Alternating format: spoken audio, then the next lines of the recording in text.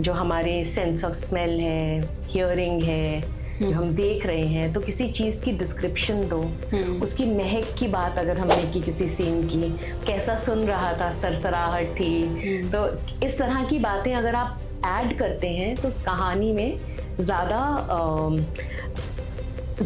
Feeling quotient आ जाता है। मैं अपनी स्टोरी टेलिंग की वर्कशॉप्स हमेशा 2 लाइनों से स्टार्ट करती हूँ। ओके, मोस्टली जब लंबी वर्कशॉप्स होती हैं तो बच्चे तो उन्हीं को देख रहे हैं, पपेट का तो कोई फायदा ही नहीं हुआ, ये तो ऐसे बज रहा है, तो इसको रखने की क्या जरूरत है। तो अगर आप उसे अच्छे से यूज कर पाए तो जरूर यूज कीजिए।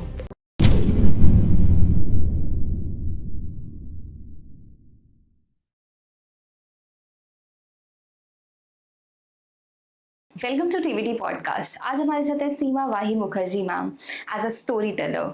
आज हम बात करेंगे कैसे हम स्टोरी टेलिंग की आर्ट से चाइल्ड हीलिंग कर सकते हैं, कैसे एजुकेशन सिस्टम में लाके उसको हम एनहांस कर सकते हैं चाइल्ड का लर्निंग को। तो लेट्स वेलकम मैम और उनसे जानते हैं सब। Hi ma'am. Hi Nandini, thank you so much. I am happy to be here again. Hello, my name is Seema Vahi Mukherjee.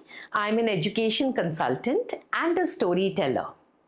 So आज हम बात करेंगे कि कैसे कहानियों के माध्यम से और स्टोरी टेलिंग से हम अपने एजुकेशन सिस्टम को ज़्यादा इंटरेस्टिंग बना सकते हैं, उसमें बदलाव ला सकते हैं कि बच्चों की पढ़ने के तरफ रुचि बढ़े। और हम ये भी बात करेंगे कि हम कैसे स्टोरी टेलिंग के माध्यम से हीलिंग कर सकते हैं। मैम आई एम श्योर आपने किसी की हीलिंग करी होगी थ्रू स्टोरी टेलिंग, तो अगर कोई इंसिडेंट आप शेयर कर सकते हो हमारे साथ और सब्सक्राइबर्स के साथ।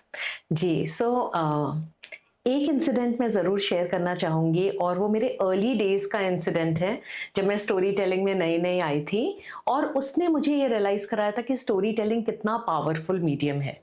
तो एक बार मैं कहानियाँ सुनाती थी, तो एक बार पार्क में बच्चों ने मुझे घेर लिया और बोला कहानी सुनाएँ। सो मैंने उनको एक कहानी सुनाई, व्हाई अ लायन रोर्स। अब उस कहानी में जो लायन था वो रोर नहीं कर पाता था और उसका कारण पता चला ये कि वो लायन के जैसे या king of the jungle feel ही नहीं करता, तो उसकी आवाज ही नहीं निकल पाती क्योंकि वो खुद को बहुत छोटा महसूस करता है। सो उस कहानी से बेसिकली ये निकल के आया कि हम जैसे फील करते हैं वैसे ही हम बिहेव करते हैं। तो उन बच्चों को मैंने खड़ा करके पूछा आप कैसे फील करते हो, तो किसी ने कहा कि मुझे लगता है मैं प्रिंसेस हूँ, किसी ने कहा मैं सुपरमैन हूँ, किसी ने कहा बैटमैन हूँ। तो एक बच्चा था, उसने बोला मुझे लगता है कि मेरे अंदर कोई भी पावर नहीं है। तो मेरे लिए वो बहुत सरप्राइजिंग था एंड आई अंडरस्टूड कि ये जगह है जहाँ we have to hold space for him. तो मैंने बाकी बच्चों से पूछा कि क्या हम इसकी हेल्प कर सकते हैं, क्या आप हेल्प चाहते हो, उससे भी पूछा। उसने कहा अच्छा कैसे। तो बच्चों ने थोड़ा दिमाग लगाया एंड थोड़ा मैंने गाइड किया और हम इस पे आए कि हम अपना अपना पावर इसके साथ शेयर करते हैं थोड़ा सा। तो सबने एक सर्कल बनाया, उसे बीच में खड़ा कर दिया and it was the most solemn power sharing ceremony मैंने कभी कंडक्ट की है, एक और वो भी बच्चों के साथ में। तो बच्चे आगे आगे आए और उसको अपना अपना थोड़ा पावर दिया। उसके बाद मैंने उससे पूछा कि अब कैसा लग रहा है तुम्हें। बच्चे इतने सच्चे होते हैं कि उसने बोला थोड़ा थोड़ा कुछ लग रहा है पर ज्यादा कुछ नहीं हुआ। तो मुझे लगा इसके अब स्टोरी टेलिंग तो हो गया और उससे कोई प्रॉब्लम हमें निकल के आ गई, हमें समझ आया। तो मैंने उसकी मम्मी से बात की कि बच्चे ने ये कहा था। So there was no blame in it, it was just sharing, pure sharing. And उन्होंने कहा कि मैं समझ गई कि मुझे क्या करना है। हम दोनों की उसके बारे में बात नहीं हुई, पर वो बच्चा मुझे जब भी मिलता तो एक बार हाय ऐसे इशारे कर देता। फिर एक दिन भागा भागा आया 6 महीने बाद। मैं लिफ्ट के सामने खड़ी थी, मेरे कपड़े ऐसे खींचे और मैंने उसे नीचे देखा तो मुझे बोलता है अब मैं अपना पावर खुद बना लेता हूँ। और वो भाग गया and that meant so much. And अभी वो बच्चा 12th में है, वो यहाँ से शिफ्ट हो गया था, वापस आ गया है। और इस बार जब मुझे मिला तो मैंने उससे पूछा कोई कहानी याद है। मुझे नहीं पता था उसे याद होगी या नहीं। उसने मुझे बोला वाव पावर। तो उसे याद थी और उस कहानी ने उसके अंदर बदलाव लाया। पर सिर्फ कहानी नहीं, कहानी सुनने के बाद हम उसके ऊपर क्या करते हैं, क्योंकि कहानी से हम लोगों के घाव खोल सकते हैं, या पर उसके आगे भी तो कुछ करने की जरूरत है ना, हीलिंग के लिए। सो ये एक मेरे लिए बहुत इम्पोर्टेंट इंसिडेंट था। ऑल्सो मैम, आप लाइक स्टोरी टेलिंग के आप वर्कशॉप्स लेते होंगे और जी। आपको बहुत उसकी नॉलेज है, तो जी। कुछ ऐसी चीज़ें जो हम अपनी डेली लाइफ में आप यूज़ करते हो स्टोरी टेलिंग की वर्कशॉप से लेके? मैं अपनी स्टोरी टेलिंग की वर्कशॉप्स हमेशा 2 लाइनों से स्टार्ट करती हूँ। ओके, मोस्टली जब लंबी वर्कशॉप्स होती हैं, मैं सबसे आंखें बंद करवा के ये बुलवाती हूँ, each cell in my body is happy and each cell in my body is well.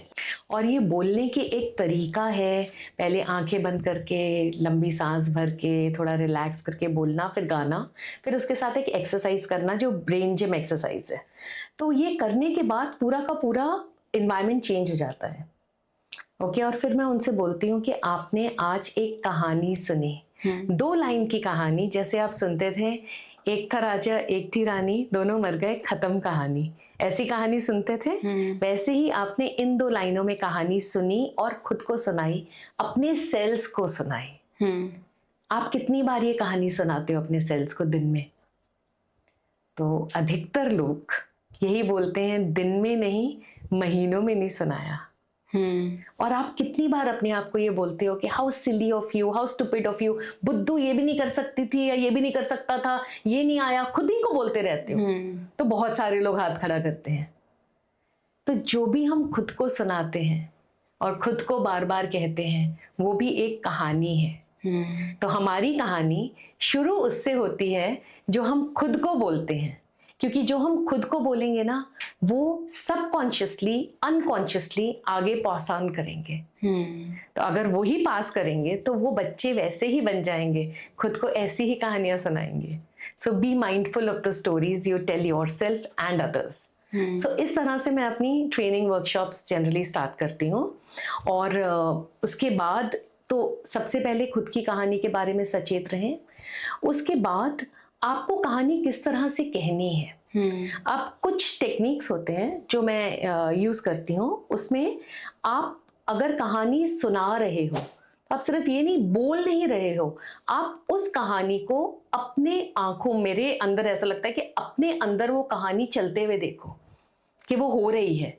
और जब आपको बिलीव होता है उस कहानी सुनाने में, वो हो रही है, वैसे बोल रहे हो, तो बाकी सबको भी वो वैसे ही दिखाई देती है।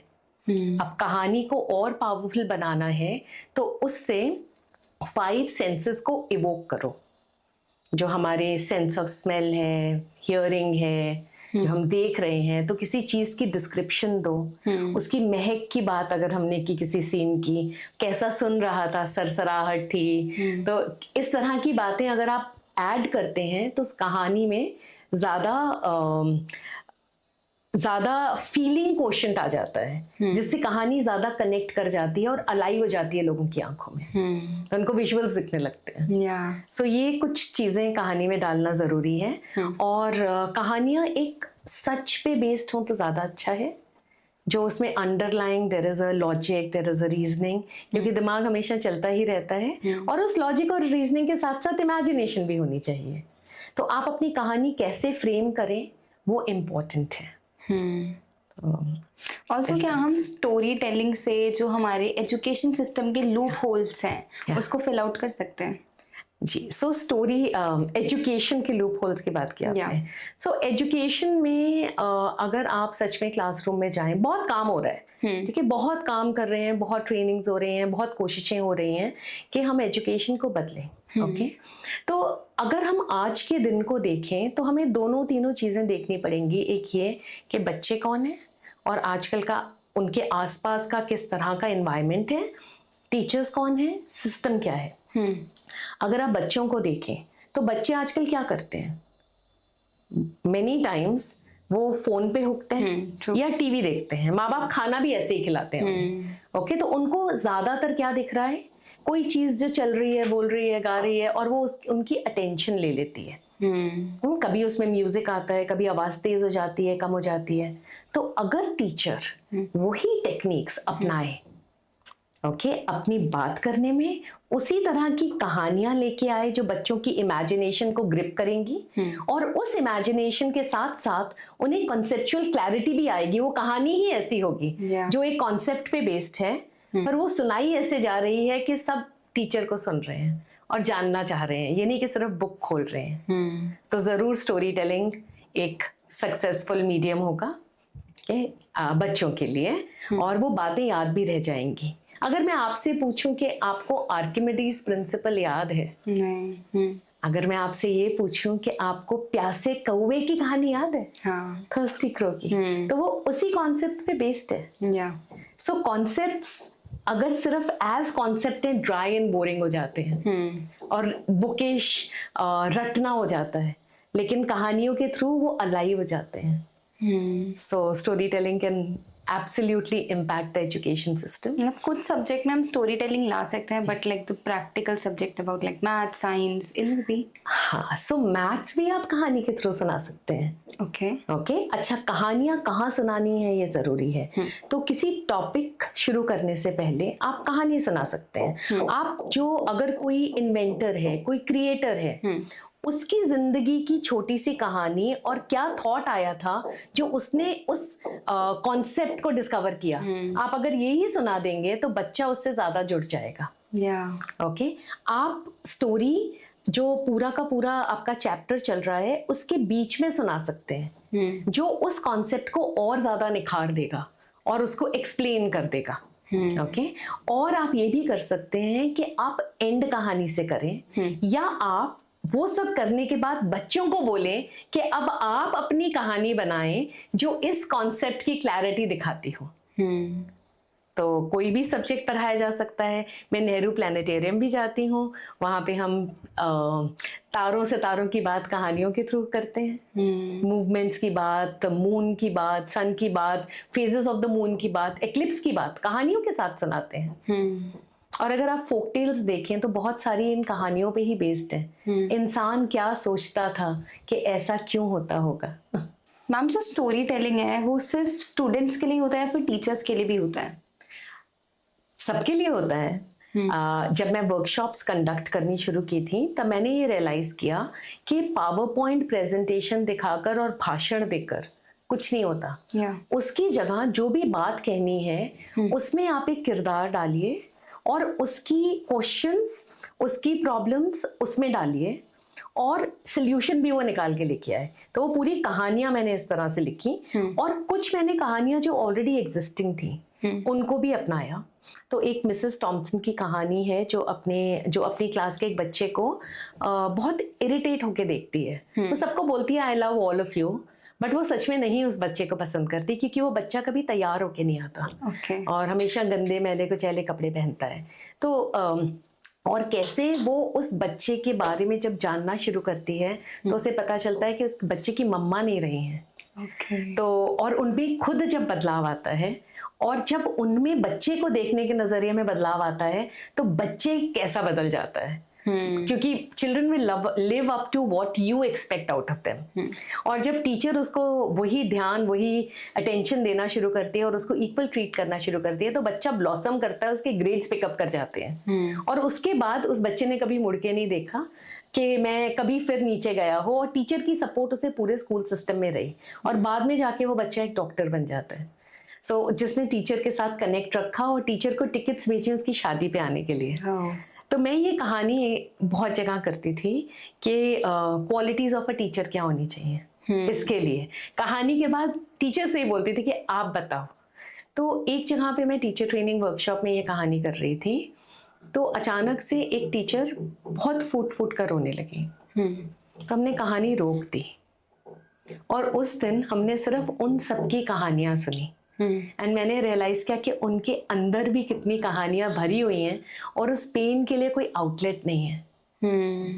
तो ट्रेनिंग्स में ये कहानियां उतनी ही इम्पैक्ट करती हैं टीचर्स को, और कभी कभी हमें अपनी ट्रेनिंग थोड़ी सी थामनी भी पड़ती है ताकि जो अंदर है वो बाहर आए, क्योंकि जब तक हम खुद खाली नहीं होंगे तो अंदर कुछ जा नहीं सकता। मैम स्टोरी टेलिंग सिर्फ या बोल के ही होती है या फिर प्रॉप्स पपेट्स यूज करके भी कोई इम्पैक्ट आता है लोगों की लाइफ में? सो स्टोरी टेलिंग, आपका आपका सवाल है कि स्टोरी टेलिंग सिर्फ बोल के की जाती है या इसमें प्रॉप्स और पपेट्स का भी कोई यूज है? तो स्टोरी टेलिंग बहुत तरह से की जा सकती है। ओके, अपनी आवाज के उतार चढ़ाव से, voice modulation, facial expression, body language के थ्रू, ओके, ये भी किया जा सकता है। और आप अपना सबसे बड़ा प्रॉप हो, अगर कुछ नहीं है तो। पर अगर आपको पपेट्स और प्रॉप्स यूज करने में मजा आता है और आप उन्हें अच्छे से हैंडल कर सकते हो, तो वो भी बहुत इफेक्टिव होता है। मुझे खुद को बहुत मजा आता है। तो मैं कभी एक कपड़ा ले लेती हूँ, तो वो कपड़ा कभी घुमाया जाता है और वो दुपट्टा बन जाता है, कभी वो पगड़ी बन जाता है, कभी कपड़ा खुद ही बोलने लगता है अपनी कहानी। तो एक छोटी सी ऐसी चीज से भी, एक स्टोन जो अपनी कहानी सुना रहा है, और वहां से लेके बड़े पपेट्स, अलग तरह के पपेट्स, बोलते हुए पपेट्स, मैं अलग अलग चीजें यूज करती हूँ क्योंकि मुझे उनके साथ करने में मजा आता है। और मैं ये देखती हूँ कि जब मैं मजे से कर रही हूँ तो बच्चों को वो बहुत मजा आता है। सो मुझे लगता है कि वो करना चाहिए कि जो आपको खुद को कंफर्टेबल लगे। मैंने ऐसे भी देखा है बहुत बार लोग प्रॉप्स और पपेट्स यूज कर रहे हैं, बट वो इतने अनकंफर्टेबल है यूज करते हुए कि स्टोरी का इम्पैक्ट खत्म हो जाता है। कभी कभी लोग पपेट्स यूज करते हैं, तो जैसे हम बात कर रहे हैं तो हम पपेट को देखते हैं जब पपेट बोल रहा है, लेकिन वो क्या करते हैं, पपेट को ऐसे ऐसे चलाते रहते हैं और खुद बोलते रहते हैं। तो बच्चे तो उन्हीं को देख रहे हैं, पपेट का तो कोई फायदा ही नहीं हुआ, ये तो ऐसे बज रहा है, तो इसको रखने की क्या जरूरत है? तो अगर आप उसे अच्छे से यूज कर पाए तो जरूर यूज कीजिए, नहीं कर पाए तो आप खुद ही सुनाइए, आप जीते जागते पपेट हैं। और तो मैम आप पपेट के साथ ही अपना स्टोरी टेलिंग करते हैं, तो कोई इम्पैक्ट किसी बच्चे की लाइफ में आया हो through your story telling and including the puppet? Including the puppet, actually बहुत सारी कहानियां ऐसी।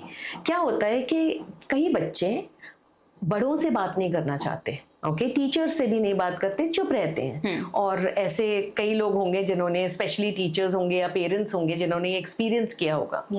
लेकिन जब वो पपेट को देखते हैं और पपेट बात करता है, तो उनके अंदर का जो डर होता है या एक स्टिफनेस होती है वो खत्म हो जाती है, वो पपेट से बात करने लगते हैं। तो पपेट को अपनी बात कहते हैं, अपने पेन्स भी बता देंगे, पपेट से पूछ भी लेंगे, तो वो बहुत इम्पैक्टफुल हो जाता है।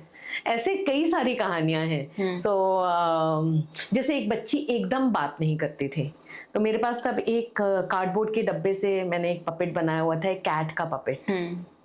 तो सबने बोला कि कुछ इसको बात करने में प्रॉब्लम है, लेकिन जब वो पपेट में लेके गई तो उसने पपेट से बात की। तो मुझे समझ में आ गया कि इसको बात करने में प्रॉब्लम नहीं है, पर ये पपेट से बात करती है, बड़ों से बात नहीं करना चाहती। तो उस पपेट को क्लासरूम में रखा था और टाइम दिया था कि ये टाइम है, कोई भी पपेट से बात कर सकता है। तो जब भी वो टाइम मिलता था वो पपेट से जाके बात करती थी। तो इससे धीरे धीरे वो उससे बात करते करते क्लासरूम में ज्यादा खुल गई। सो ऐसे आपको ऐसे एग्जाम्पल्स भी मिलेंगे। ये तो मेरा पर्सनल एग्जाम्पल है। एक अमेरिकाज गॉट टैलेंट पे एक लड़की आई थी and she won also. So she has a Muppet and she was a शाई चाइल्ड। सो उस बच्ची के पेरेंट्स ने उसको पपेट ला के दिया, वो पपेट से बातें करती थी और धीरे धीरे वेंट्रिकुलिज्म प्रैक्टिस करने लगी and then she became so good at it that she came in America's got talent and she won also. So this is one of the examples. तो और मेरे पास अगर आप बच्चों की बात करें तो हम पपेट्स को स्पेशली अर्ली ईयर्स क्लासरूम में हम उन्हें क्लास फ्रेंड्स के रूप में प्रेजेंट करते हैं। हमने उनकी थ्रू कोई कहानी सुनाई, फिर उसको क्लास विजिटर बना दिया कि वो अगले 1 महीने हमारे क्लासरूम में रहेगा। और अगर कुछ क्लास रूल्स बनाने हैं तो वो पपेट के थ्रू बोले। तो टीचर नहीं बोलती चुप रहो, ओके डू समथिंग एल्स, तो पपेट बोलता है snack time, everyone open your tiffin box, तो वो पपेट बोलेगा। और जब पपेट बोलता है तो बच्चे उसकी बात ज्यादा सुनते हैं। या पपेट बोलेगा शेयर करो, तो पपेट, और वो पपेट सिर्फ पपेट नहीं बुलाते हैं, हर पपेट का कोई ना कोई नाम होता है। तो पोलो ने कहा, ओके, टिया ने कहा, रोशनी ने कहा, तो वो पपेट को एज अ रियल सजीव बीइंग लेते हैं और उसकी बात ज्यादा सुनना चाहते हैं। ऑल्सो मैम, मतलब हम चाइल्ड हीलिंग कर सकते हैं through puppets, through story telling, कैसे? बिल्कुल। सो हीलिंग, बच्चों की हीलिंग स्टोरीज। तो एक अगर आप साइकोलॉजिस्ट से भी बात करेंगे और एक प्ले थेरेपी होती है, तो उसमें अलग अलग चीज़ें हैं। एक puppets is also a part of it. तो बच्चे, जो मैंने आपको बताया कि बच्चे जब पपेट्स को देखते हैं तो उनको कम डर लगता है, इंटिमिडेटेड फील नहीं करते जितना वो एडल्ट्स के सामने बोलने में करते हैं। तो वो पपेट को अपनी बात बता पाते हैं। जब हम बच्चों की बात सुनते हैं तो हमें समझ में आता है कि प्रॉब्लम कहाँ है, तो हम उन्हें वहाँ पे हेल्प कर सकते हैं, पर डायरेक्टली नहीं, इनडायरेक्टली वैसी इन्वायरमेंट बना के, उन चीज़ों पे, उन फैक्टर्स पे वर्क करके। Ma'am, do storytelling touch the whole child concept? Okay, so the whole child concept is that child सिर्फ क्लासरूम में एक इंफॉर्मेशन सीखने नहीं आ रहा है। Child is a cognitive being. Child has personal, social, emotional being, and a child as a physical being. तो उस पे हम चाइल्ड की फिजिकल डेवलपमेंट पे काम करते हैं, जो ग्रॉस मोटर और फाइन मोटर स्किल्स हैं। हम उस पे बच्चे की सोशल इमोशनल डेवलपमेंट पे और पर्सनल डेवलपमेंट पे बात करते हैं, और कॉग्निटिव डोमेन की बात करते हैं, जिसमें आपका मैथ भी आ जाता है, और उसमें आपकी knowledge and understanding of world भी आ जाता है, और लैंग्वेज डेवलपमेंट भी आ जाती है। कई लोग इसको और तरह से डिवाइड करते हैं, मैं इसको बेसिक 3 डोमेन्स में बता रही हूँ आपको। तो जब हम कहानी सुनाते हैं तो वो कॉग्निटिव डोमेन को तो टच करता ही है, क्योंकि कहानी में एक स्ट्रक्चर है, कहानी की एक भाषा है, कहानी में कैरेक्टर्स हैं, कैरेक्टर्स के बिहेवियर हैं, एक्शंस हैं, उन एक्शंस के कॉन्सिक्वेंसेस हैं। ओके। और जब बच्चे उन कैरेक्टर्स के बारे में बात करते हैं तो वो उन चीज़ों को एक बहुत लॉजिकल वे में और एक बहुत एम्पैथेटिक वे में भी सोच पाते हैं। ओके। हम ऐसा भी करते हैं कि कहानियों में ऑल्टरनेटिव एंडिंग बोलते हैं बच्चों को कभी कभी, तो अलग अलग चीज़ें करते हैं बच्चों के साथ। तो ऑल्टरनेटिव एंडिंग में जो भी कहानी है, इसकी एंडिंग आपको पसंद आई या नहीं आई, अगर नहीं आई तो आपके अकॉर्डिंग एंडिंग क्या होनी चाहिए, तो अलग अलग बच्चा वो एंडिंग अपनी बता सकता है। तो किसी की अलग हो सकती है, इसकी अलग हो सकती है, तो वो एक दूसरे की बात सुनते भी हैं। फिर एक और चीज हम ये करते हैं कि हम कैरेक्टर के बारे में बात करते हैं। आप इस कैरेक्टर को कैसे व्यू करते हो, आपको पसंद आए, इसके बिहेवियर पसंद आया या नहीं, तो ये सब हम भाषा का ही इसमें प्रयोग कर रहे हैं। फिर एक इम्पॉर्टेंट चीज करते हैं कि स्टोरीज में हमेशा कोई ना कोई मैसेज होता है, जिसको बहुत बार बहुत लोग मॉरल ऑफ द स्टोरी भी कहते हैं, पर मॉरल ऑफ द स्टोरी और मैसेज ऑफ अ स्टोरी में बहुत फर्क है। मॉरल में होता है कि टीचर ने कहानी सुनाई, एक लाइन बोल दी, यू मस्ट शेयर, या जनरली नेगेटिव होता है कि डू नॉट फाइट। ओके, ऐसे होता है। तो मैसेजेस और मॉरल में ये फर्क है कि कहानी सुनने के बाद हम बच्चों से पूछते हैं कि ये कहानी आपको क्या कहती है, आपको क्या मैसेज आया। तो सेम कहानी में छोटे बच्चे भी, बड़े तो करते ही हैं, आपको अलग मैसेज लगेगा, उस बच्चे को अलग लगेगा, इसको अलग लगेगा, और फिर हम उन्हें उनकी बातें बोलने देते हैं। जो भी बातें वो बोलते हैं ना, वो हम कैप्चर कर लेते हैं, या तो बोर्ड पे लिखते हैं या चार्ट पेपर पे लिखते हैं, सिर्फ छोटे बच्चों के लिए, और बड़े बच्चे तो खुद ही लिख देते हैं। तो इसीलिए इम्पोर्टेंट होती है कि उनको ये महसूस होता है कि जो हम बोल रहे हैं वो इम्पोर्टेंट है। तो एक तो प्रोसेस भी इम्पोर्टेंट हो गया। दूसरा, जब वो देखते हैं कि अच्छा इतनी अलग अलग चीजें, तो ये अलग सोचता है, ये अलग सोचती है, तो उतने ज्यादा अलग मैसेजेस आ जाते हैं ओके, सीखने के लिए। अब आप इसको एक और चीज में लेके जाएं, कहानी में एक स्ट्रक्चर होता है, तो हम प्लॉट क्या था, स्ट्रक्चर क्या था, बिगिनिंग मिडिल एंड एंड क्या था, इसके बारे में बात करते हैं। कहानी में एक प्रॉब्लम होती है, ओके, सो वो प्रॉब्लम के क्या क्या ऑल्टरनेट सोल्यूशंस हो सकते हैं। ये तो एक सोल्यूशन थी, तो बच्चे उससे problem solving, those thinking, critical thinking abilities develop करते हैं। ये कॉग्निटिव का हो गया, नए वर्ड सीखते हैं, वोकैबुलरी सीखते हैं, ये सो इसमें आ गया। अब social, emotional and personal development, okay, इसमें क्या होता है, जब बच्चे कहानी सुनते हैं तो कहानी के कैरेक्टर में वो खुद को कहीं पाते हैं, वो खुद के बारे में सोचते हैं। तो बच्चों को खुद को समझने का, क्या मैं भी हूँ क्या, ये ऐसा या ऐसी, तो खुद को समझने का मौका मिलता है। अपने इमोशंस को, कैरेक्टर जो इमोशंस बता रहा है, उससे जोड़ने का मौका मिलता है, और शायद कभी कभी उन इमोशंस के वर्ड्स भी मिल जाते हैं, क्योंकि बहुत बार हमारे अंदर इमोशंस होते हैं पर हमें क्या है वो इमोशन वो समझ नहीं आता, तो बच्चे उसको समझ पाते हैं। अब क्योंकि ये कर पाते हैं और अपने आप को व्यक्त कर पाते हैं, तो वो खुद से ज़्यादा जुड़ जाते हैं। अब सिमिलरली वो जो कहानी है वो उनको अपने साथियों से भी जोड़ती है। ये ऐसे करते हैं, ये ऐसे करते हैं, so there is, but you have to create an environment that they can share and they can talk and discuss about it. Okay? Personal development कैसे होती है कि जो कैरेक्टर कैसे अपनी प्रॉब्लम सॉल्व कर रहा है, लीड कर रहा है, ओके, कैसे अपनी किसी खामी से या अपनी किसी that one problem which the character has और वन वीकनेस हैज, उसको कैसे ओवरकम कर रहा है। तो बच्चे को भी ये आश्वासन मिलता है कि मैं भी अपनी इस प्रॉब्लम के आगे बढ़ सकता हूँ, और कई बार सोल्यूशन भी मिल सकती है। कैसे?